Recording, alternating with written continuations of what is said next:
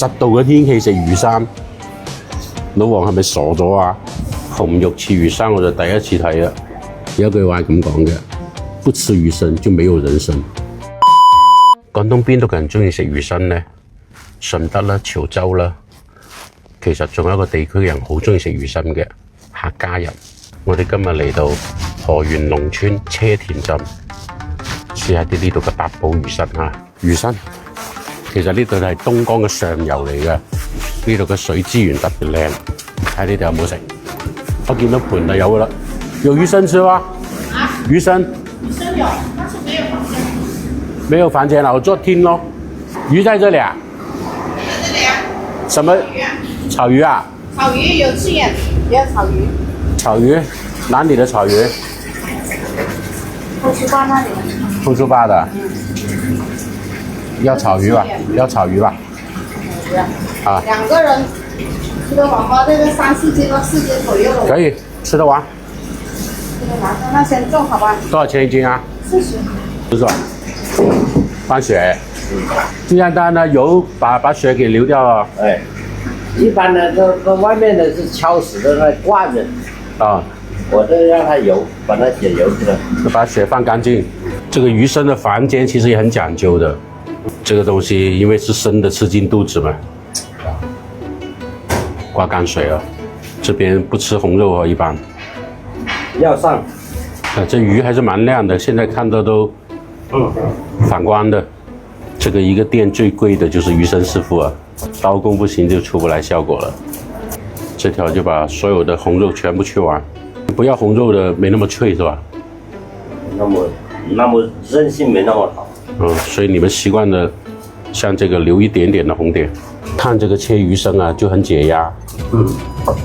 一片一片的薄片下去，然後那個切斷骨頭的聲音。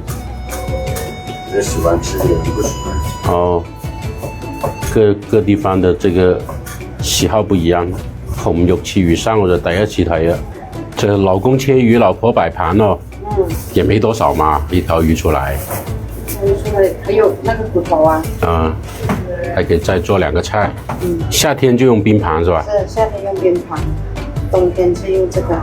這個天氣不用冰了。不用冰的話，吃了肚子不舒服。一共7、8盤都有。應該沒有7、8。6盤至少。好，開飯咯。好，謝謝。一條魚，6盤魚生。你們說的8寶就是8種配料，對吧？這裡的不止8寶。不止8寶啦。你數下，1、2、3。一般這2個沒有的嘛，這就是8寶魚生。一條魚6盤魚生。客家人有幾中意食魚生呢？有一句話係咁講嘅，不吃魚生就沒有人生。五華魚生係咪放8寶呢？就係你按你自己嘅要求。呢隻好似係啲乜嘢啊？少少嘅鹽啦。農村八寶魚生最特別嘅地方係呢個啦，茶油嚟咯，撈起啊！第一啖食咧，你要適應呢個茶油嘅味道，好爽脆嘅魚生。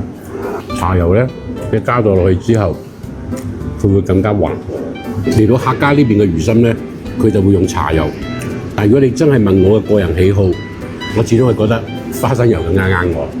入鄉隨俗啊，嚟到邊度一定要體驗下呢度嘅特色嘅。好多地方食魚生係唔食紅肉嘅，呢度竟然將個紅肉專門準備出嚟。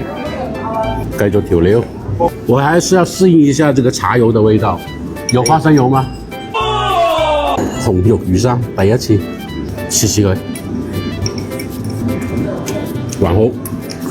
其實魚生文化咧大同小異嘅。首先咧魚要靚，第二咧一定要放血放乾淨。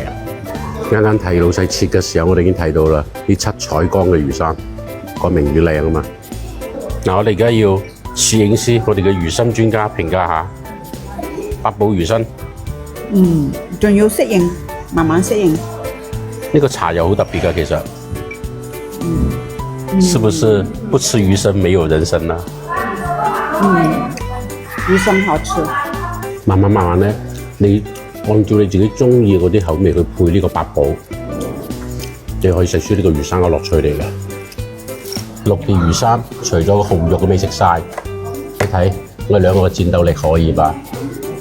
收台食熱菜，車甜豆腐，鹽水煮，魚頭、魚尾、魚骨，煲翻個蘿蔔湯，買得168， 168，哎，這麼便宜嗎？嗯。